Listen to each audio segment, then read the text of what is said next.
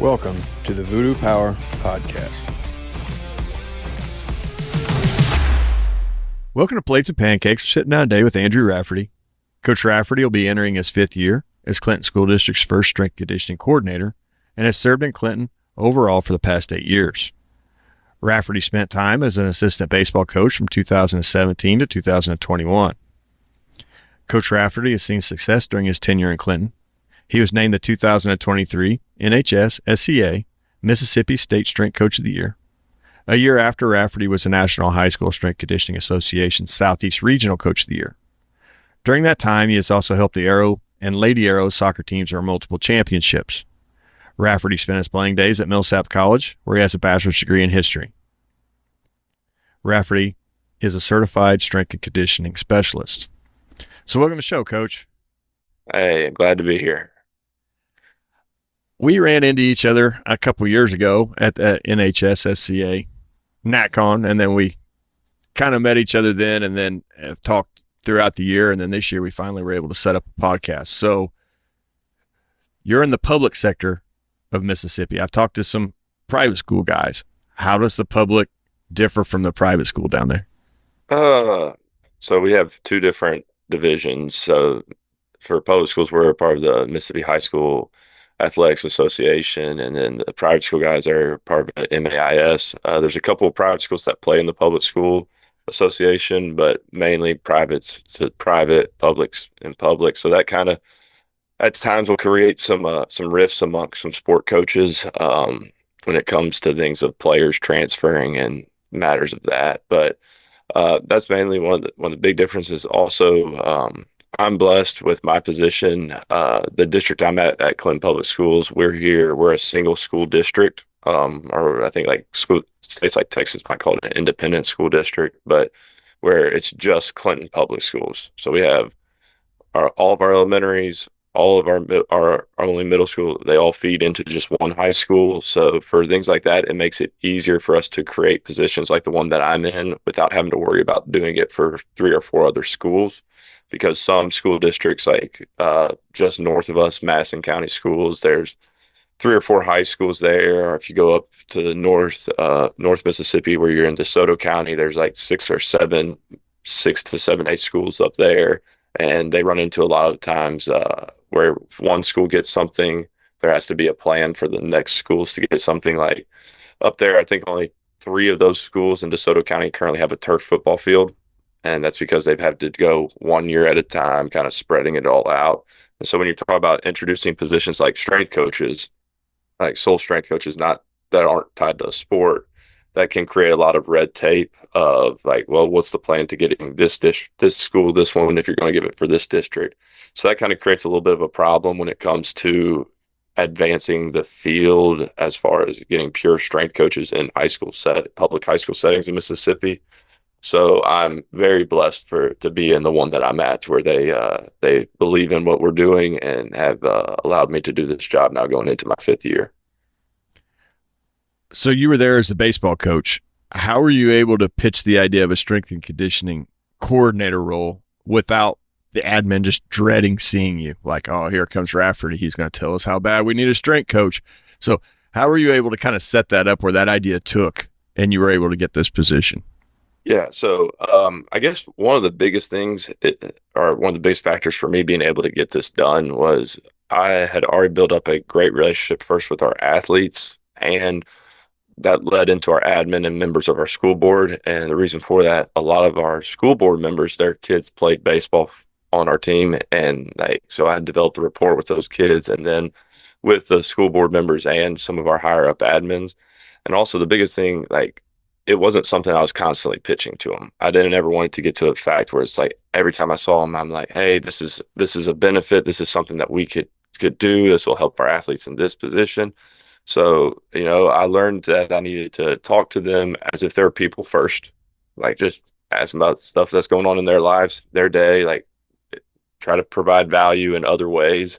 So that when it came time for me to talk about like creating this position, they'd be a little more willing to listen to it instead of me just every time just overbearingly say to them. And then also kind of just using educational language, or like the language they understood, back to them instead of just talking like some type of meathead strength coach who just like, hey, we need to lift, we need to get this will help our athletes get stronger. It's like, well, one of our mottos here at Clinton is excellence is the only option.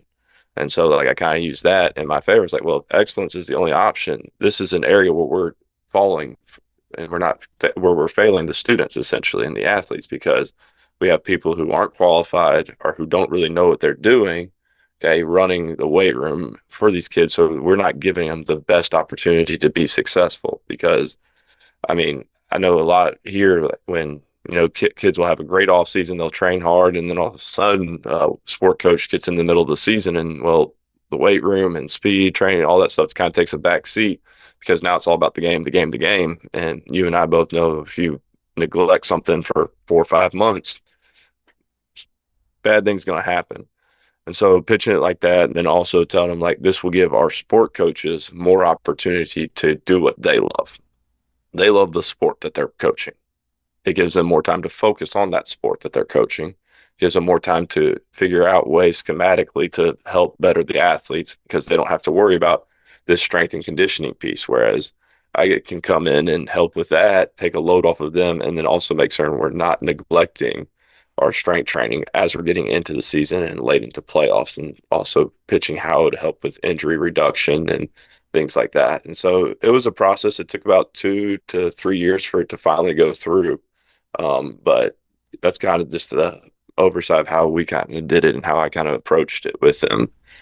Yeah, it seems like the first thing to go if a strength and conditioning coordinator isn't there, that's the first thing to go. Sport coaches have so much on their plate and so much on their mind that we can skip it. Well, we got summer workouts that take care of this. Exactly. And at summer workouts are like, this is getting you guys ready for October. No, it's not. Because it's gonna wear off 2 weeks in the season the minute we stop lifting. So exactly. You have to have somebody in there that's kind of paving the path and like, look, coach, let's try it this way. Yes, and so like I was really blessed. Like within the first year or two of me being here, we saw immediate success on the field. Not because anything special I was doing. We just had like for our soccer teams, we just had better athletes, and I was just helping provide an avenue. Like they were better technically than other teams, and so I helped raise their athletic ability and their technical ability shown even more.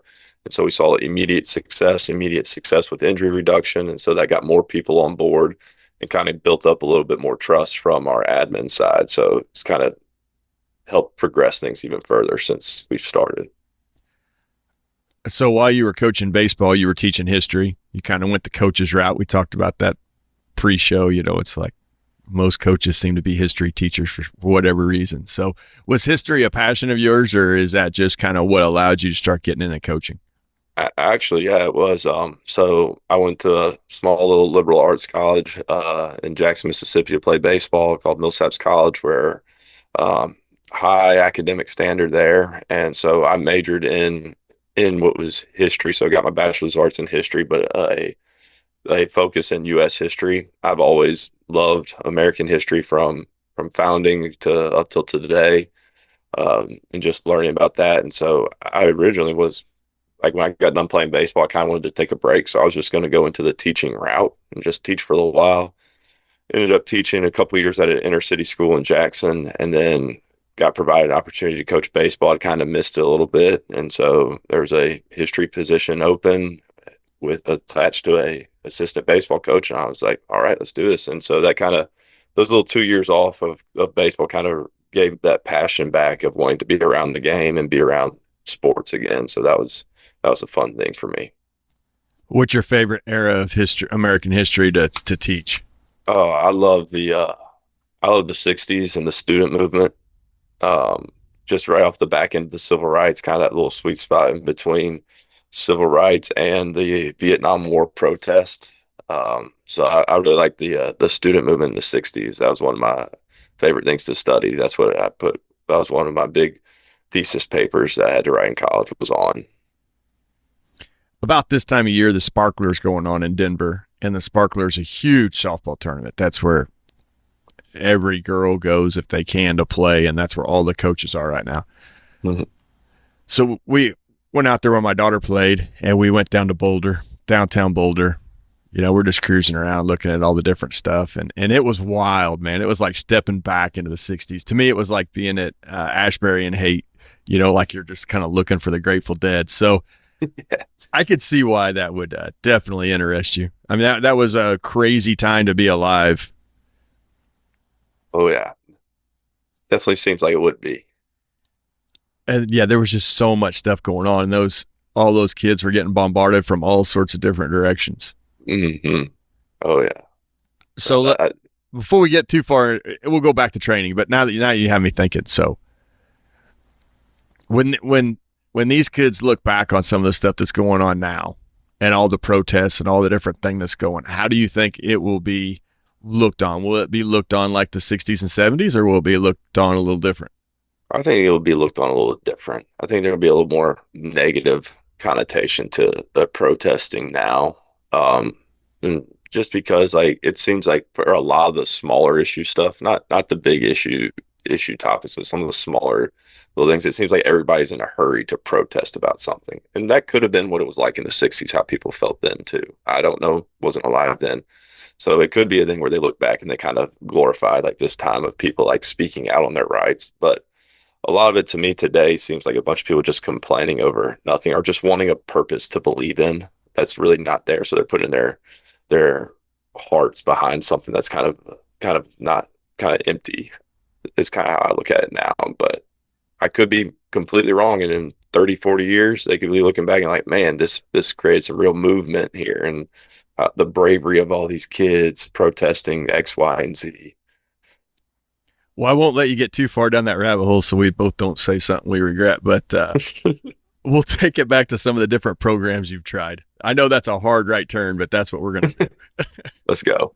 So you've modified a 5-3-1 and you've tried that out. It's not been like a staple, but it's definitely been something you've worked and liked. How has that been? What did you modify and what did you see? So essentially, like, I guess when I look at modifying it, it's like I didn't follow it verbatim. Like what we did, we took a lot of the plus sets idea, where we're ending everything with every week we end with a plus set, give it a little competition. And so kind of how I would program it, instead of having the strict, say we're doing fives, that first week, instead of having that 5-5-5, I would have our rep. I'd give a rep range. All right. So once you got into that 80 to 85%, like we're at a 5 to 7 rep range. If you hit the 7 on the first 2 sets, that last set you get a plus set. So if you hit that high end, you get to go a little bit harder. Kind of just a way to increase a little bit more volume, and also make sure the kids like are giving their best effort each set instead of just kind of coasting on through it. And so, because everyone wanted to get that last set, everybody wanted the chance to compete on that last set. Or I say everyone, the majority of our athletes, like our key movers who we need to improve a lot for us to be successful in the field, they really thrived under that competition. And so they knew that if they didn't hit that set of 7, the set before, they weren't getting their plus set. And so if they weren't getting their plus set, they knew they'd have to cut it at 5 or cut it at 7. And so they wouldn't get to see who would win in their rack. And so that kind of drove a little bit more competition, got a little more intent behind it.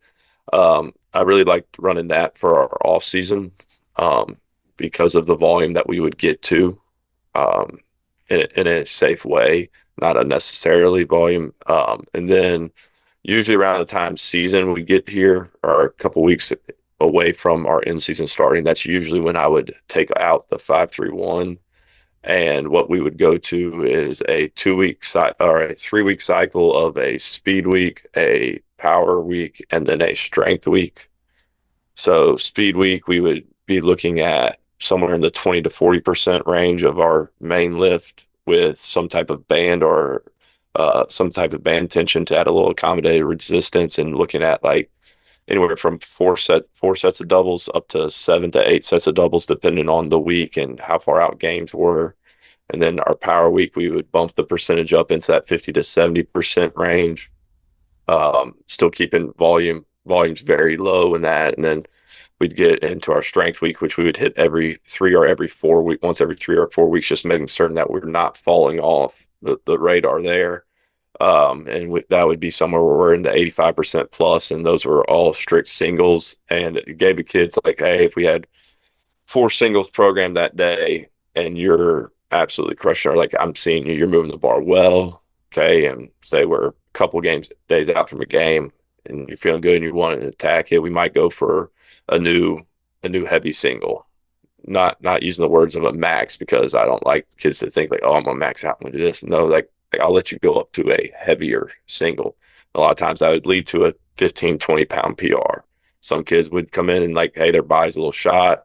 They might have just played 90 minutes of a soccer game 2 days before. They're still kind of recovering. Well, they're still hitting their 88, 90, or 85% singles, moving pretty decent, and we'll cut them there. And so just kind of like doing that and seeing the reduction in volume that way. So that's kind of how we've transitioned from the modified version of the 5-3-1 into what we would look like in season.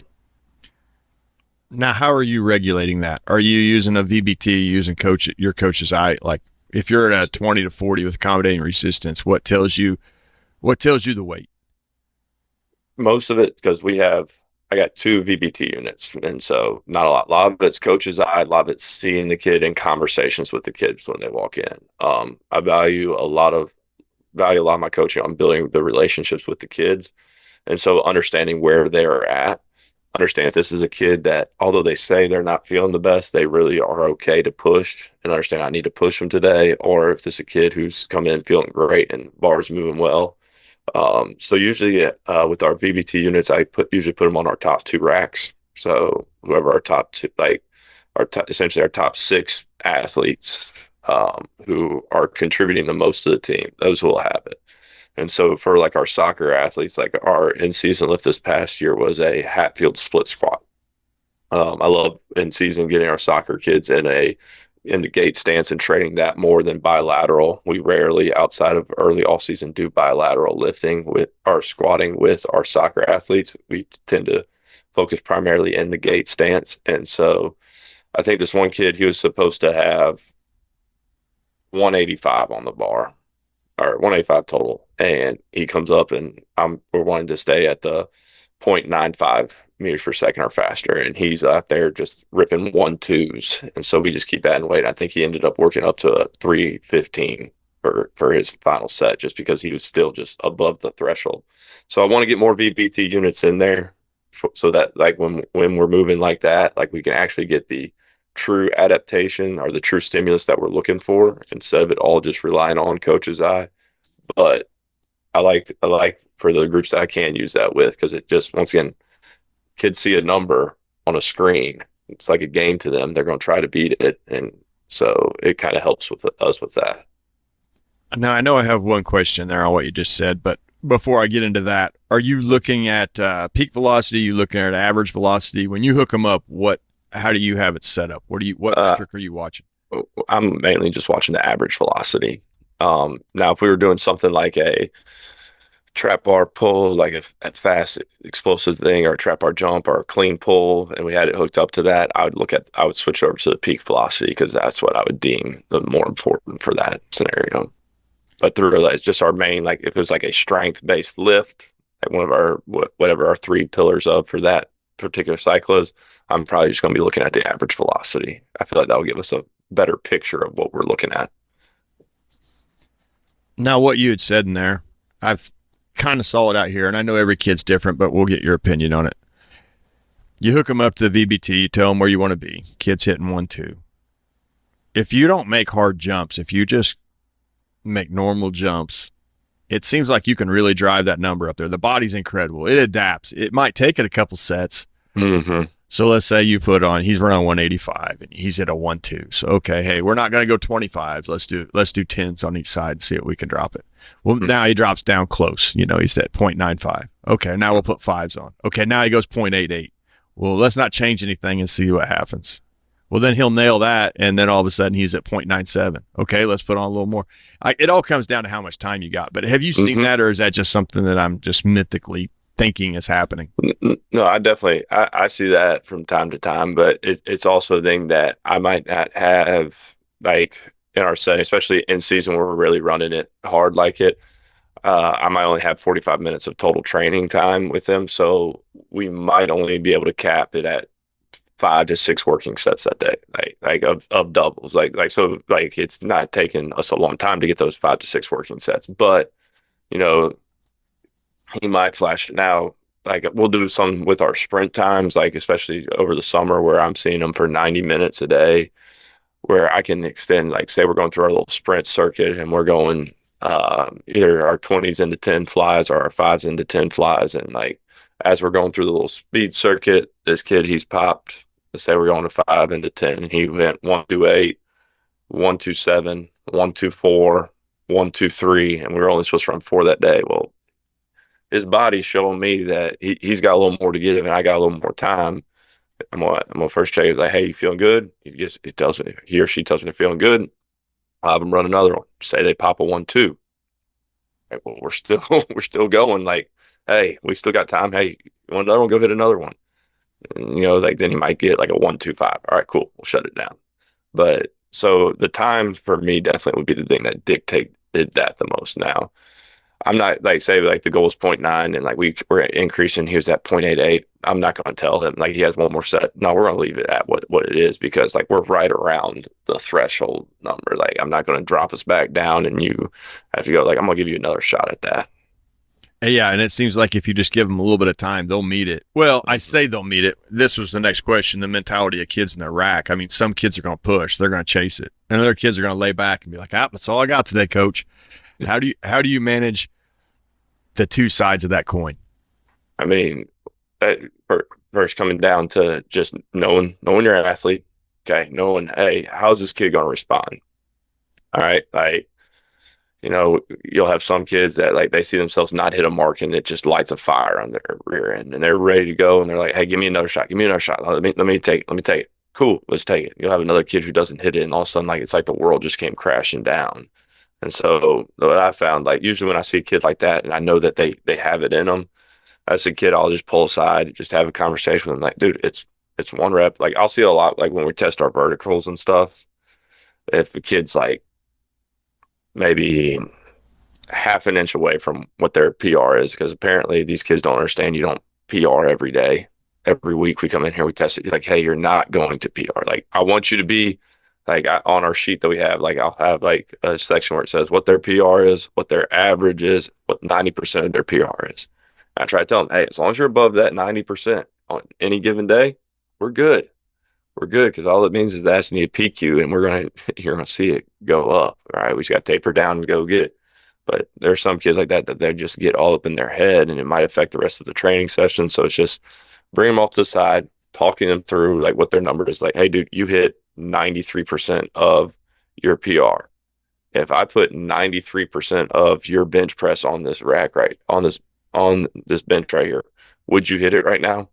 Like, could you get it? Like, sweet. Are you gonna? If I put 100% of your PR, are you gonna hit it right now? Maybe, maybe not. Okay, but as long as we're in this threshold area, we're good. You're still going to see improvements, and like you're above your average. Average is going up. You're hitting above 90%. The stimulus we're getting is there. And so it's just having those conversations with them to make them realize like it's not the end of the world. Like I still need you to push. And then some kids I'll just tell like, hey, if you let that affect you, it will negatively affect our results, because you're not going to have a good training session today and you start stacking bad training sessions and then you're really going to suck. So it's just knowing the types of conversations to have. Like some kids can do something that's bad and I can go up there and I can give them some negative self-talk and it kind of lights a fire on them. They're ready to go. Other kids, if I do that too, and they're going to crumble. And it's like, all right, can't talk like that to that athlete. Cool. And it's just like, sometimes I make mistakes. Sometimes I'll say something that might send another athlete down. So I'll go back quickly, like, hey, apologize, talk them through it, and just kind of going back to learning who your athlete is and what they respond best to. Now, in watching all this is where I'm starting to ask some questions on how to adjust what I'm doing. And maybe you've noticed this. So you've got strength and you got power kids. And I really didn't notice that until this last few years on how important that is. But you're running VBT. You're running high speeds. But let's take the speeds down just because it's numbers I kind of know. So let's say you got a kid running, he's running a 335, 1 rep max on a safety squat bar. Well, now you want him to hit 0.6. Well, now he's at a 185 and he's struggling to hit 0.6. Like in your mind, they should be hitting 0.6 very easily. But that's their weakness. They're not fast twitch. But you got another kid, he's running 225 at 0.7, and his max is the same. So how do you allow kids to understand what's going on? You process it as a coach, and you're getting everybody still growing at the same time without worrying too much about what other kids are doing or where to push. Right. So I'll relate that to something kind of how I will train a little bit with some of our rotational stuff, especially when I'm prescribing weight for medicine ball throws and stuff. So I'm gonna kind of talk about so like I said, you got strength, you got power kids, and I never want to take a strength kid and not make his strength stronger. Okay, like, I don't want to completely do away with that. And same with our fast twitch, speed / power kids, like. I don't want to take away their superpower of being speed and fast twitch. So what I'll do is like, well, say for this 4-week block, like I got the strength kid who just, I need him to get a little more, let's say like elastic, a little more speed twitch. All right. Well, for this 4-week block, instead of us having 2 to 3 strength focuses in the day, like, hey, we might only have one strength focus, and then everything else, we're hitting something for speed or power. And we're just kind of throwing him that and letting him train that up. Okay. And then for our speed guy, we're going to start giving them a little bit more on the strength side of the spectrum while still giving them some speed stuff. And like, I only do this with like some of our higher training age kids, like kid who's still in their first 2 years of training. Like this type of stuff really doesn't matter. They just need to get stronger and they need to move better. But like, if I'm related to like our medicine ball throw, like say I got a guy, big, strong, powerful guy, but his fast twitch is like, well, he might be throwing a 2-pound ball, and we're measuring it. Whether I'm talking with the baseball coaches or softball coaches about their exit velocity off of a tee, or if I'm got a kid with a radar gun behind him, kind of measuring it, and like we have our base numbers, what they first hit, and so then I'll have the fast twitch guy may throw the 6 or 8-pound ball a little bit heavier ball for those 4 weeks, and then we'll test each one's base number. Okay. And what seems to happen when we do that, or what kind of guides our programming, will be if my strength guy who's throwing that 2-pound ball, if he still increases his strength, but his 2-pound ball, let's say he was throwing that before this at 30 miles an hour and his 8-pound ball throw is at 28. Well, there's a big discrepancy there. And so like, I want to see that gap get a little bit bigger. And so say we come back and he throws that 8-pound ball at the end of the 4 weeks, 30 miles an hour, but now that 2-pound ball is now at 36, 37. Awesome. I now know that he's gotten that adaptation of the speed, of the power. And then same thing with our speed guy. Say he's throwing that 2-pound ball at the start, 34, 35 miles an hour, but that 8-pound ball is barely registering. It's at 20. So I want him to be able to close that gap. Still want that 2-pound ball being thrown at that 37, 38 miles an hour. Okay. Not want that to suffer at all. But see if we can't finagle stuff to get that strength one up a little bit. So just kind of like that. So if I was using strength stuff for it, like I might have, say we're doing safety bar squats, I might have my strength guy, hey, these 4 weeks you're going to live in this power range now. Like I'm going to give you some other lower body strength stuff, but we're going to learn how to move it fast, and then kind of retest it at the end of the 4 weeks, and then kind of the inverse for the power guy. So I'd ran into this and throwing for track and hitting and baseball have a lot of similar carryovers. So maybe you've seen this and maybe it can help me kind of get some stuff straightened out. But your strength guys, have you seen where they can get into too light of a med ball and it does not move the number at all? Like it doesn't matter. It doesn't matter if they can throw a 2-pound med ball 60 freaking miles an hour. It is not going to improve their exit velo on their bat. But if their 8-pound goes up, their exit velo jumps through the roof, and kind of vice versa for your twitchy guys. If they can throw a 20-pound med ball, as fast as they want, but it doesn't increase their med ball just because, or their exit velo, just because the way they're wired. Have you ever noticed that? I mean, I think like, yeah, you could see some of that. I also think how efficient are they in their rotation? Like, because I would say in my experience, the twitchier kids, you usually rotate more efficiently. because they're naturally more loose in their swing or in their throw, whereas guys who rely on strength too much, they're a little more muscle bound, or like they'll tend to muscle up, maybe grip the bat a little bit harder or hold the shot a little harder. And then that kind of creates a little bit of power leak because they're not as free and trusting in that. And so I would think that that might play a bigger role in it. Um, as far as just off the top of my head, what I would see, because I like, like I just think of guys I play with, guys I've coached, like usually my twitchier guys, it's easier to get them to have a better rotational move pattern than some of our strength-based guys because they don't understand how to let their body relax to be fast and aggressive towards the ball. So in that case, if you're giving a strength guy more strength and his heavier med ball throw improves, well, he's learning how to rotate in that muscle bound, almost sequence a little bit better. So you'll see that higher number. That would be a theory that I would have. And that's kind of what yes, it does make sense. And that's kind of what I was wondering is maybe we waited too long for some of our throwers to add in the lighter shot put work, where maybe we should have done that earlier on in the season. Because when we started putting it in, just naturally, I thought, okay, you're really strong. If we can get you to push this 8-pound shot through the roof, it's gonna move the needle. And it didn't. It showed really no performance enhancing deals for him. But we went to like a 30-pound med ball and let him jack with that, and then boom, now he's popping off PRs again. So I just didn't know how that kind of carried over. Like, I think my javelin kit's probably the same way. We don't get too heavy because it just doesn't transfer very well. Yeah. But the light stuff does really well for him. Yeah, like I definitely think that there's a transferability, like based on like what the implement is you're throwing.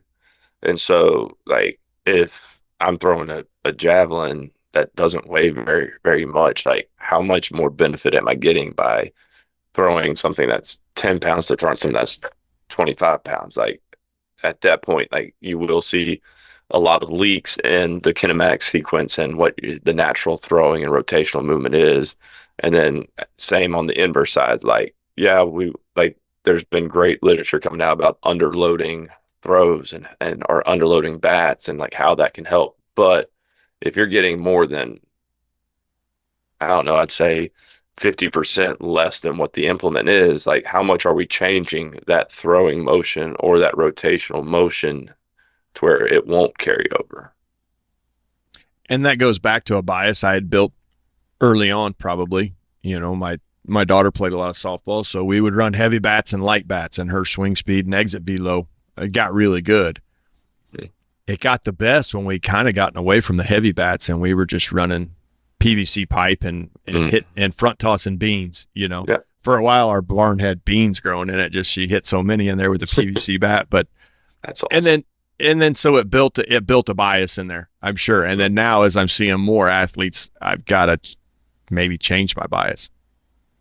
Like I think it all comes down to how far away from the actual implement am I getting to see the true carryover. Like, if I'm swinging a 30-ounce bat, okay, what good is it me doing rotating with or like trying to get a rotational stimulant from something that's 30 pounds? Like, I'm gonna have to overcompensate. I'm gonna have to compensate somewhere to be able to throw it in general in that movement pattern. And so now it's going to start to create me to rotate differently than how I need to for my sport. And so like that kind of goes into like the sport specificity of training and like as a strength coach, what is my role in that? Like, should I be doing that? And I feel very comfortable with the sequencing of rotation and what it's supposed to look like. So like for me, I'm very comfortable with programming stuff like that because I can see things on how someone's rotating or how their sequence looks and be able to be like, all right, is this a good thing? Is this a bad thing? Should we continue down this role? Or maybe this exercise isn't great for this athlete because it's going to screw up their swing down term. And if I screw up their swing in the weight room, well, then I haven't done any good for our team. In fact, I've hurt us. We'll take this into a block leg a little bit. I know you were on Victory Over Self and Ross and Blair were interviewing, asking you some of these questions, and I watched that earlier this week. I always enjoy listening to those guys. You got into block leg improvements and fixing leaks. The heavier med ball work, will that expose a weak block leg quicker than a lighter med ball? I think it depends on the athlete. I think if you have a strength based, I think if you go to the strength of the athlete, it won't expose it as quickly. So like if I'm a naturally stronger kid, well, that stronger kid, he's going to kind of be able to rotate a little bit better. Whereas if I give him a light implement, well, he's just going to be thinking about how fast he can move, and it's going to end up completely changing some stuff. And you'll see that front side kind of leak out, that knee stay soft, and him get out over his front hip. And I would say the inverse is true for that twitchier kid, because he's going to be trying to muscle up everything he can to get it going. And because he doesn't have the natural strength to do it. Now, if you get so heavy, I think it'll show with anyone. But like, I feel like if we're in that range of something that we would actually throw, that's where it'll be seen. But usually what I really like to do to tell me like how good their lead leg is, like I'll just go watch them hit. Like that'll tell me what it looks like, what's natural for them. So then I can kind of gauge like, can they actually do this? Or do I need to back them down even further because they don't understand anything about the lead leg? And so that's kind of where I get some of my information on, is like watching them actually do what's required in their sport. And then when we get to the throws with me, I now know, okay, I need to pay a little extra attention to these kids because I know that they don't have it yet. And so kind of back them down a little bit more. Do a lot of what they would call anti-rotation throws, where like we might start in a half kneel with the lead leg already up, or your leg closest to the wall up, your back leg's knee on the ground, teaching them how to rotate into that fixed hip to where you can't open it up, can't fly, that hip staying still. And then once they kind of get a feel for that, we'll stand them up, get in a split stance to where I'm still facing the wall, but that lead leg's out in front, getting them to rotate into that hip. And then from there, with those kids, I'll progress them into what I call the post stride, which is, as it sounds, I've already strided out. Okay, now can we rotate into that hip? So that's usually like for kids that I know struggle with it, that's one of the progressions I'll go to. I get to work with a lot of softball hitters, and they seem to show that leak in that block leg more than maybe some of your younger baseball guys, and I don't know why, but seems like as soon as that block leg leaks, then that nose goes over. And you really see it in softball pitching too. Mm-hmm. So when you make your improvements, are you just focusing on that block leg, or are you having to work all the way up where you're getting that nose and that head and everything behind that hip where they can feel how hard they're supposed to come in to that leg? I mean, a lot of times I'm focusing primarily on that block leg. I feel like that cleans up a lot of the other miscues, because it's very hard to have a good block leg and still have that front side not stay stacked. Like, very hard for me to actually drive and rotate into that block leg without me staying stacked. Now, they're not saying it's impossible for that not to happen, but I know that usually that cleans up a lot of stuff. And a couple of things, like if we're already into a post-stride stance, like a couple of things that I've found to help with that front hip leak and getting over that block leg. The first one, I'll just attach a band to their front hip, okay, or have them stand in a band and have someone behind them holding it so they feel themselves rotate into that leg, rotate into that hip. That works. And then I think I got from one of the old head coach who was here when I was coaching baseball. He told me one day, he's like, hey, why don't you attach that hip to the front of them and overspeed it? I was like, all right, cool, I'll try that. And it fixed for some of the kids that didn't get rotating through the band. It just allowed them to feel their back hip pull a little bit faster through, and that cleaned up the lead leg. I wouldn't have thought of that if someone hadn't told me. But once we started doing that, I was like, man, that works money. And so just kind of trying different things out, like how can I help fix this or help remedy this situation? You got to make sure you stand out of the way, because you can need a med ball or a bat pretty quick. But yes. Oh, yeah. I'm usually on the ground, off-centered pull. And then like some kids I'm not going to try it with. Like I have to trust some of you for me to actually be willing to do that. And the body's ability to brake comes in there too. So if you're kind of pulling them into the ground and pulling them forward, you're either going to pull them over or they're going to figure out how to block that. And it may take them a couple times, but they're going to figure out how to block that. Oh yeah. It was funny. Like I was working with one of my former baseball kids who was playing at Stephen F. Austin. Like he came by last fall and he was just or summer and he was just training with me some and so we were trying with him and like I couldn't get him to do it wrong. Like I was like, I want you to do this wrong right here. Like I want you to let that hip get out in front of you. And he couldn't get it with it being pulled forward. I was like, all right.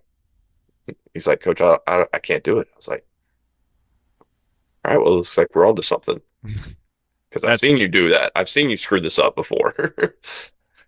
We stumbled on it years ago, and I'll do it with fielding too a lot. So like in the barn, I'll get kids out there and you can hook a band back to the old arena fence and then hook it like with a rope or a chain and then put them on a band and let them field through a stationary ball. Like you're not rolling a ball. So the ball's on the ground. Right. You're coming through and then you're pushing. And it's amazing how quick they have to learn how to push and how to set that block because otherwise that band's going to just jerk them back to the fence. Yeah. About the time they get that going, then we switch to the other side and we pull them through. And then we'll set timing gates up and watch it, what their improvements were.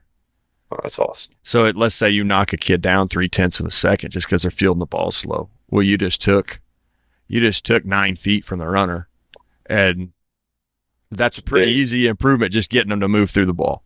Yeah, that's a big difference. That was where I was actually going to go next, and I started talking about it. But once your block leg gets going, now you got to get that drive leg driving. I mean, just because you fix the front side doesn't mean the back side automatically catches up. So how are you keeping kids linear and really driving through that block leg now? So just a lot of it's external cues. A lot of it, one thing that I make certain I do is I talk with both our baseball, softball, golf, or tennis, any of the big rotation sports. And I want to hear the terminology they use with their kids when they're talking about driving their backside. I'm big, I've always just thought about just drive. I want to drive that back knee through my front calf. Well, baseball coach uses the comment like, hey, I want to create a power L in the back leg. And so like, all right, cool. I know I need to use that because it's something that the kids all understand.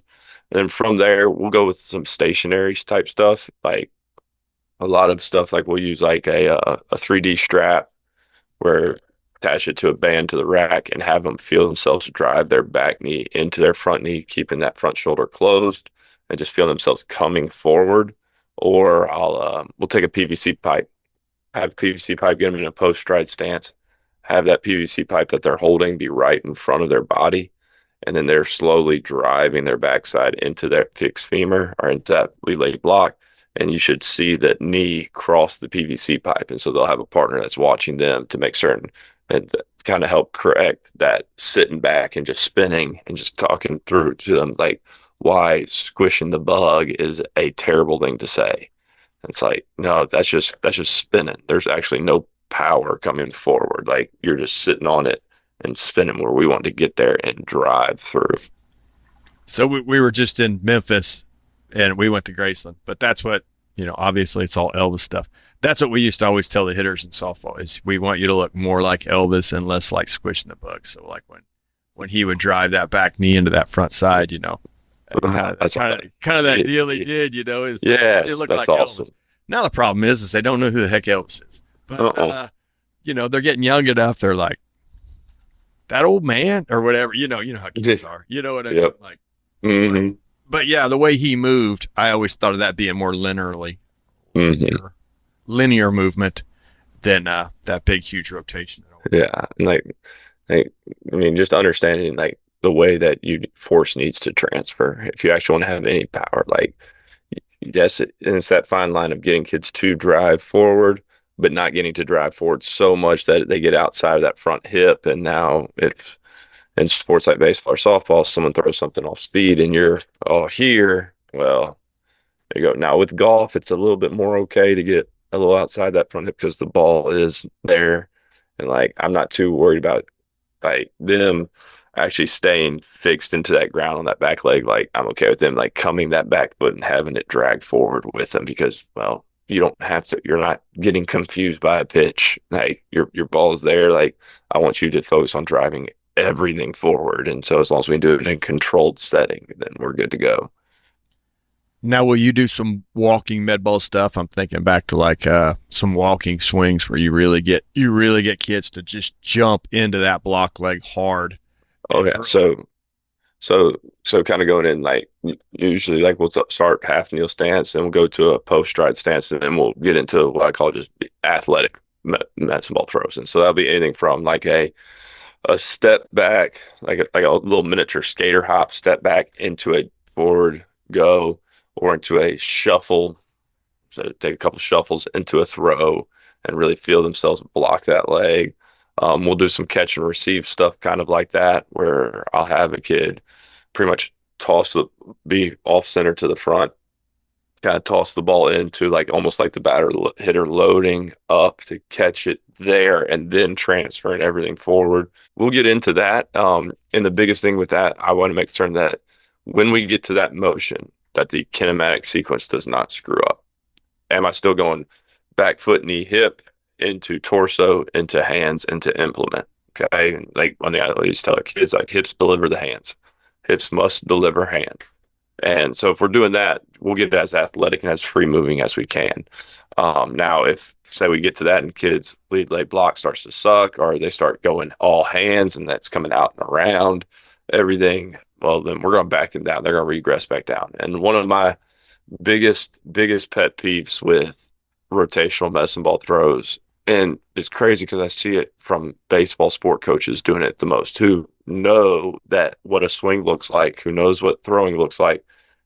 They'll see something that guys at like Eric Cressy's gym and stuff like that, or at Driveline or Tread Performance, like they'll see what they're doing with some med ball stuff, some like with some elite guys, some athletic lead ins, and they'll immediately try to do it with their kids, who as soon as they do it, you see that front hip flying open, the arms leading and dictating the swing, and the backside just kind of hanging out for the ride. And I'm like, you know what a good swing's supposed to look like. How can you look at that and be like, oh yeah, this is right. This is good.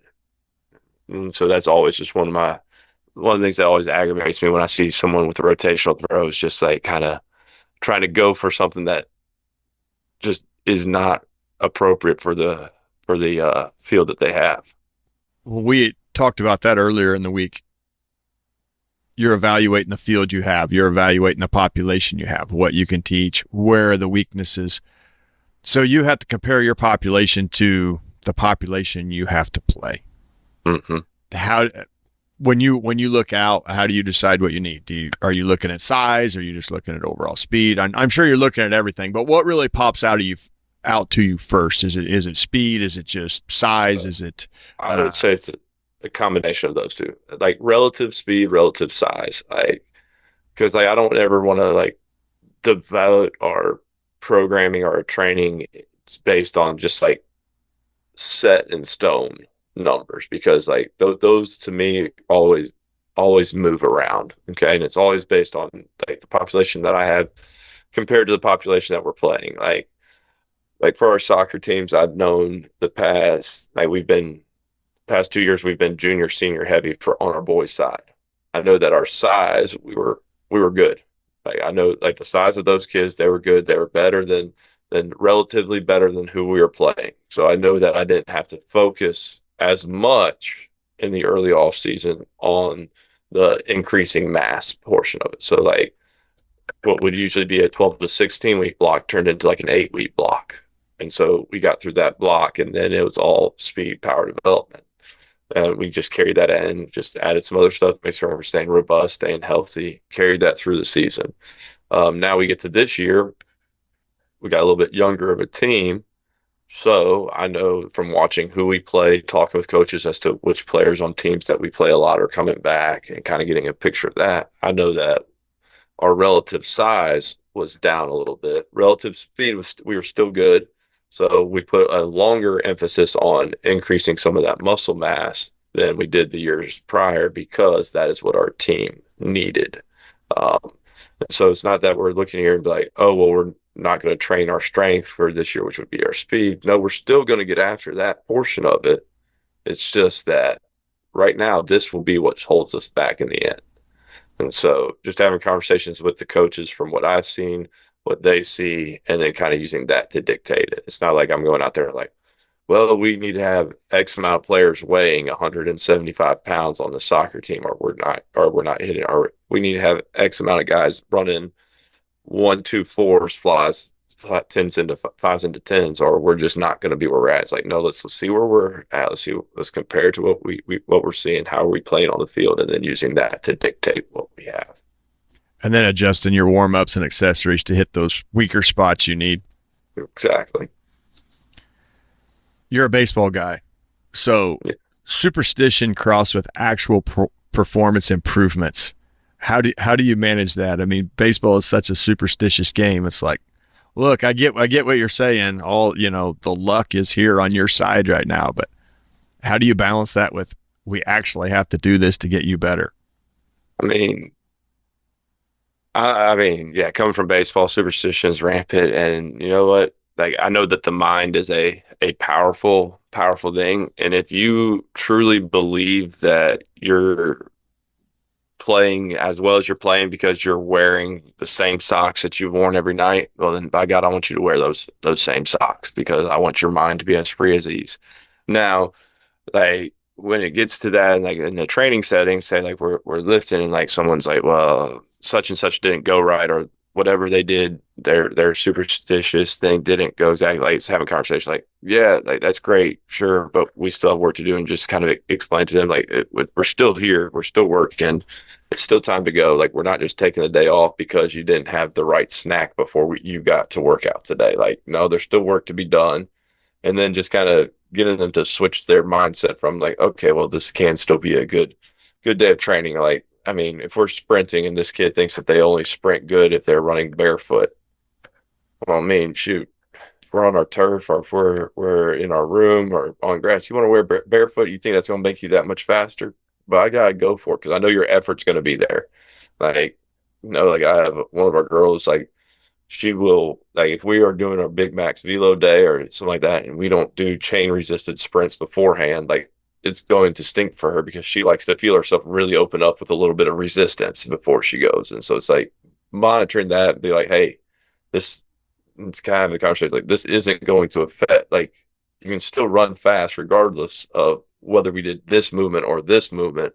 Like, your effort still needs to be there. But like I'll buy into some of their superstitions for them and kind of let them kind of run with it a little bit because if you feel like it's going to make you that much better, well, let's go for it. Like, I have a kid that will only work out at one rack. Like, he's like, that's my rack. I work out there every time. And he kind of gets a little jittery if someone's already at that. Like, there's another team training when he comes in, and I have to explain to him like, dude, they're going to finish before you get started. Like, you're going to be okay. We all have probably a little bit of that, whether it be superstitious or just comfortability. It seems to creep in, and then it throws everything off. That's right. I'd heard you talk about it maybe on Ross's and Blair's podcast, but utilizing school managers, clocking speeds, tracking. I mean, you're trying to teach all this stuff. So how are you able to get your managers to actually do a managerial job, and they're running the radar gun? They're getting stuff wrote down for you, giving you, because, if you don't have assistants, you got to do something. So Yeah. you actually teach them to do what you want them to do. So a lot of it's all sport dependent what the sport has. Like, some sports have great managers, some don't have any managers. Some have coaches who come into the weight room and do a great job. Some have coaches that come in and hang out. And so usually what I'll tell the coaches is, like, I'll explain how our laser system works. I'll explain how to set it up on the iPad with them, and I'll like kind of walk them through it. Same with our jump mat, our OVR jumps that we now use, which are the simplest things to use. And I'll explain to them like, hey, this is what we got, this is what we're doing, this is how it works. And then like I explained to them, I was like, I can either stand here and write all this stuff down, or I can go and coach everything else that's going on, and we can get better at that. And usually when I paint that picture for the coaches, like they all get it, they all understand. They're like, "Oh, cool, we'll definitely handle this," because they can also, like, while kids are running their flies, they can stand there and talk while they're writing down numbers, and so they don't care. And like, so it gives me the opportunity to actually coach the other things that are going on, or if I see something with someone sprint, like be able to coach. And like, or if it's like with our broad jumps, like if I don't have a couple other coaches or team managers in there, some groups just don't test broad jumps very often, because that, like, I you have to have someone over there, because like if the coach isn't there and we're doing jumping and we're doing vertical jumps, like kids can see what number they got, they can go write it down. As far as broad jump, you actually need someone there to measure it and tell them what they got, or there'd be some real funky numbers. And so for things like that, I just kind of tell them, like, no, we just don't. Like, I'll have one group who they don't have a manager, and their coach doesn't often come during the summer. They're like, "Coach, I haven't done this." So I was like, well, I can't take time away from coaching y'all to just come write this stuff down. So it's kind of where we're at. And so just kind of getting them to understand the importance of them being able to write it down so I can coach. And so most coaches are great, and they'll have managers that are great at it. And like once I explain to them, like, none of the technology we have here is incredibly hard to understand. Hey, it's very easy to read a number off an iPad, very easy to get it to connect, very easy to read a number off a little screen telling people how high they jumped. Like, so that's a huge help when they're here for me to be able to get that done. No, I know it's a holiday and we're doing this. It'll air a little bit later, but it is the 4th of July. You got stuff to do. But I wanted to hit you with this one last question, because I'd heard you talk about this, and I thought this was a way I hadn't thought about it because I don't use GPS. But you were talking about counting your accelerations and your deaccelerations, which I'm sure a lot of people do. But where it got interesting was, at what speeds are you deaccelerating, so that now that you can have them prepared to do that before they even get to the game? How has that kind of worked itself out, where you're tracking how fast you need to get athletes before you even start asking them to stop?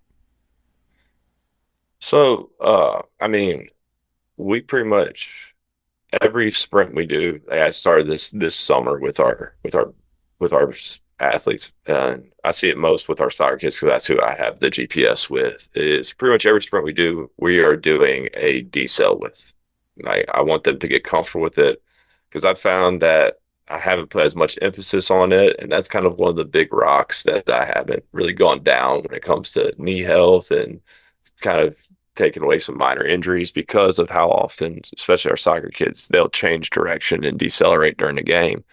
And so just kind of trying to microdose it, and the way that we've gone about it to make certain that it's done in a safe way and kind of progressed it is, like, the first week, I'm giving them just over 10 yards to stop. So it's not like a true hard, just you're going and boom. It kind of gives them a little bit of runway. And then, like, each week I'm cutting that distance down by 1 to 2 yards, based on how far we're sprinting. So, like, if we're only going 10 yards, well, we got to being within 3 to 5 yards real fast with that. But now on our, like, longer 30-yard sprints, like, we might still be at like a 7-yard decel, and just kind of looking back at the data to see kind of where we are at and what that's getting us to. That's getting our decels to get up a little bit higher than what they were, and kind of exposing them to it. So when they get into the game, they'll be better. And then also a big thing that we look at with our decels is, like, I mean, soccer kids change direction a lot in the game. And, like, I found that, like, the money spot of a lot of their decels are that 2 to 3 meter per second, especially on our girls' side. Our boys' side, you'll get closer to the 4 meters per second, but still kind of hovering probably closer to that 2.5 to 3.5 range. And so looking at how many they do in an 80-minute game, and I think looking at the numbers, it was like 100, roughly 180 based on position. Well, I'm not going to be able to train that in a session, or, like, that's gonna be hard doing a practice. So what we do with the coaches is, like, we talk about kind of what their small sided games are, or what their practices look like, and, like, they'll shoot me their practice plan. I'll be able to go back and look at it and be able to map out, like, hey, say we took this 10 minutes of this small sided game. Well, we needed to get them around 25 decels at 2 to 3 meter, or excels at 2 to 3 meters per second. Did we get that? And then kind of using that to revamp our practice schedule. then also kind of out here, revamping it towards we'll do whenever we do like our repeat sprintability stuff, we'll always do it in a shuttle type run. And we can make it reactive or not. That way we're getting those change of directions in a quicker pace with lower rest time to kind of mimic the game in a smaller scale. And that would make a lot of sense. And then you compare as you've improved how that's shaking out in the health of the athletes and performance in games. So Yeah. I guess I hadn't thought about at what speed are we deaccelerating and then applying that where you can. Mm-hmm. Where you can start moving the ceiling there. I think if you can move the ceiling on deacceleration, acceleration just naturally follows. Yes, and that was kind of my thought process going into it was like, all right, so I see that we are we decelerate faster than we accelerate. Like I see that looking at the data, it's like, how can I get us more exposure to those higher decelerations? And so like, well, first I need to get us up to a higher speed, and then slowly start making that constraint of how close you have to stop more and more. That way, I can look at it and it's like, all right, so on this week, our deacceleration, like our average decel for across the board was 4.8. Cool. Now we shortened the distance up, right? Well, that was at a 30-yard sprint with a 10-yard decel. Cool. Let's shorten it up to a 7-yard. You have 7 yards to stop. Awesome. We got up to that 5 range. And then slowly, like, 'cause I'm not looking to go and see how quick we can max out that decel, because I just feel like that'd be asking for somebody to get hurt. I got into a little bit of a conversation down there at NatCon with Adam Vogel and Ronnie Jankovic, and they were kind of alluding into the deaccelerations to set up for their game speed, their brake plant separate and all that. And we were discussing that. So when you get your deaccelerations really tight, what are their parameters when you're setting it up? Are you setting up that hey, you need to be this on your flying 10 before you stop, otherwise it don't count because you're creeping into it too slow? How are you evaluating that you are getting the decel you really want? Yeah, so like we'll have, like when we're doing it with our lasers, like we'll have it to where like, hey, you've got to be within 85% is usually where I want them to be at least at, because like I think with everything that like Belani and all those guys have done, like 85% you should be able to hit it pretty good at and still be in control. And then I want to try to push that threshold as high as we can to still be in control. Like I want you to say we're going to 5 into 10. And you've got 5 yards to stop after you finish. Like I want us to see how close we can flirt with getting it to that 90% threshold where we're still in control, but we're not coasting through it. And because I feel like if we raise that floor, first off, we're going to be getting faster, and then it's going to show on the game more. Like because like speed, getting that faster is cool, but if we don't control it, does us no good in game. Like unless there's just one long run. But that doesn't happen as often. Putting it all together where the athletes know how fast they can play because they know how fast they can stop. Yeah. We try to work on a lot of that out here, and it's like it's slowly dawning on them, but they've just been told since they were little kids, just go fast. That it's like you're telling them, something that does not make sense to them at all. No. And like what we'll do, we'll get into a lot of what, like, I love the Villani's test where he takes one of the guys who's a little bit slower, gives him a yard head start, and like let everybody see like, all right, how fast is it going to take? How long down the field will it take for this fast person to catch them, and have them stand by it? And like every time that you do that, it's just eye opening to the kids, and they're like, oh, so speed might not be the most important. Well, it's still important, but change of direction and almost every sport is always going to play a bigger role than people give it credit. You can't make up that separation. It's like we were talking earlier. If you get 0.3 of a second onto a fielder and you're taking 9 foot away from the base runner, you can't make up that time. You can't make None. It's just not going to happen. Mm-mm. No, I mean, you can give yourself the greatest advantage by learning how to decelerate and how to change direction efficiently. Like we'll take early off season. That's all we're going to focus on. We'll sprint, but then we're going to take our time learning decels, learning how to move, learning how to get out of the decel, learn how to get out, change direction, then turn into reactive start. and just we've put a lot bigger emphasis on that this year, and we're starting to see some pretty good results from it. I know the time is probably more important than what we ever give it credit to. If you listen to really good athletes, Dennis Rodman, Sue Enquist, they would find ways to cheat because it would, if it leveraged their position by 10th of a second, they were going to beat you every time. Mm-hmm. Oh yeah. I mean, it's crazy that people just now are slowly starting to come around to that idea of like speed isn't. It's like always like, oh well, that person plays faster than they actually run. Well, yeah, because they're really good at changing direction. They understand the game, and they understand their role based on what they're asked to do. Like those three things, like that'll make up for being a little bit slower. The longer I watch and the more I get into the game speed stuff, the more it just all makes sense. It's like the kids were natural because they saw something that we didn't see, and they were always putting themselves in the position to be just a little bit ahead of who they were playing. The game just developed for them, I guess, sooner and how they saw it being played.